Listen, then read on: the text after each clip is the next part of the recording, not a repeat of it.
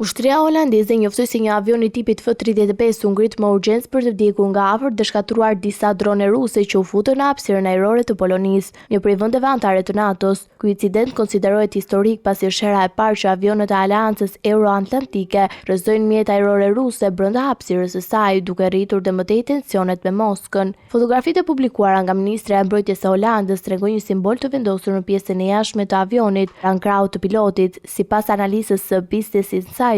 Kjo shenjë përdoret vetëm kur një avion shënon fitore në rrëzimin e mjeteve ajrore kundërshtare, në këtë rast një numër i konsiderueshëm dronesh. Tradita e tilla datoi që prej luftës së parë botërore, kur aviacionet ushtarake filloi të kishte rol vendimtar dhe çofitore shënohej mbi avion për të nderuar pilotin. Pas nisjes me luftën me Ukrainën në shkurt të 2022-shit, avionët perëndimor janë ngritur 10 herë në ajër për të përballuar fluturime provokuese të avionëve dhe dronëve ruse pranë kufive të NATO-s. Deri më tani incidentet kanë mbetur në nivel gjurmëmesh dhe paralajmërimesh, por rasti mbi Poloninë shënon kalimin në një faze të re të konfrontimit ajror. Shumë bujë të ngjashëm janë regjistruar edhe vitin e kaluar, kur avionët amerikanë të tipit Super Hornet të angazhuar në misionin në detin e Kuq u fotografuan me shenja të tilla pas rrëzimit të droneve të rebelëve Houthi të mbështetura nga Irani. Megjithatë, rasti i Polonisë ka një peshë të veçantë pasi ndodhi brenda territorit të një vendi të NATO-s dhe përballë drejt për drejt me mjetet ajrore të Rusisë. Ekspertët e mbrojtjes theksojnë se rrëzimi i dronëve rus nga F-35